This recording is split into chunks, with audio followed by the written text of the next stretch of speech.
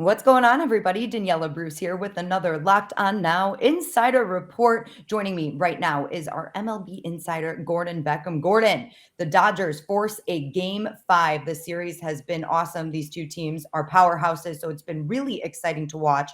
The Dodgers had their backs against the wall in that Game 4. What was different in their approach tonight to keep this thing alive? I thought they were just really aggressive. They came out really hacking against the Giants pitching, and I thought that they just kind of set the tone early that they were going to go down swinging, and you saw what happened. Obviously, Mookie Betts with a big game did what he needed to do, showed up in the playoffs. Don't let that guy get hot.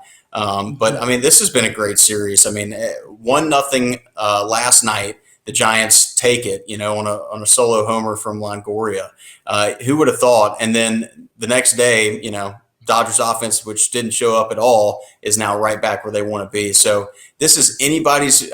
Who knows what's going to happen? Anybody's matchup. I think you got to go with the home team. I mean, going back to San Francisco, these guys have played well there all year. So we'll definitely see what happens. But it sets up perfectly for an awesome ending. Mookie Betts was great in tonight's Game 4 in that leadoff position for the Dodgers. Just how important is that position to get an offense going like we saw the Dodgers do tonight? Mookie's a guy that, basically, if he goes, the team goes. And so when you see him doing really good things, obviously the team's going to get a little bit of energy from that, and they're able to use that into their own game, because when he's going, the team goes. And it's similar with Tim Anderson with the White Sox. So I've watched Tim most all year doing some commenting for them, and Mookie's the same guy. So if you got the leadoff guy going, especially early in the game, it just sets the tone for the rest of the game, and that energy really carries over.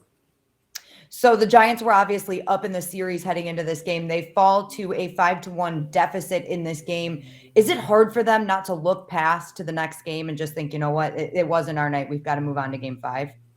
No, I think that they wanted to win, obviously, until the last few outs. They kind of know, they see the writing on the wall a little bit. But no, I think that you just say, hey, we got in this position. If before the series, if we had one game to win it all, I think we'd take that. I think that so they're in a good spot. I don't think that any of those guys are panicking. There's a lot of veteran guys that can talk to the younger guys and make sure that they're handling the things that they need to handle the right way. I mean, they're a really good team, and I don't think they're going to be scared of the moment at all. I think that, Buster Posey's had a great series. He's the leader on that team, and I expect him to keep doing that when they get back to San Francisco.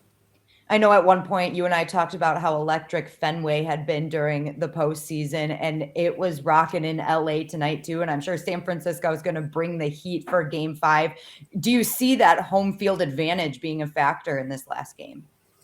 Yeah, I do. I feel like generally the home teams just have a little bit more energy and play a little better, especially if they get off to a decent start. So in this series, I've kind of seen that, even though they've split. I felt like the Giants kind of got away with one last night, winning 1-0. I mean, the Dodgers offense for that not to show up, it was just kind of crazy. But anyways, they're going back to San Francisco. I generally think that home teams have a little bit of feel, and who knows? I mean, this is such a coin flip. I mean, they've been doing it all year. One game difference in the regular season.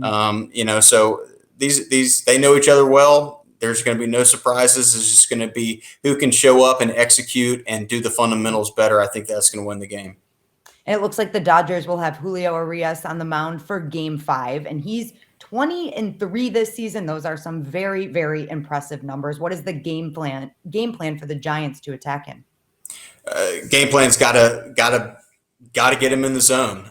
If you're Julio, you really want to be throwing pitches strike to ball, and early on in the count, flip some of those breaking balls, slow pitches over the middle of the plate, get some strikes, and then go strike to ball later in the count. If you're the Giants, though, you really just got to zone them up in the middle. I mean, they're going to probably load up their lineup with righties, and basically it's get him up and out over the plate, because you're going to be sitting generally on fastball, and then anything off speed up and out over the plate is generally what you want. But you don't want him to be able to bury that back foot curveball, which he loves to go to, and then he's got a really good changeup too. So the ball is really taking a lot of different angles, which is obviously makes it tough on the hitters, and that's why he's 20-3 this year. So Giants got to get him in the zone, and he's got to throw enough in the zone be effectively wild, I guess I would say, when he needs to be.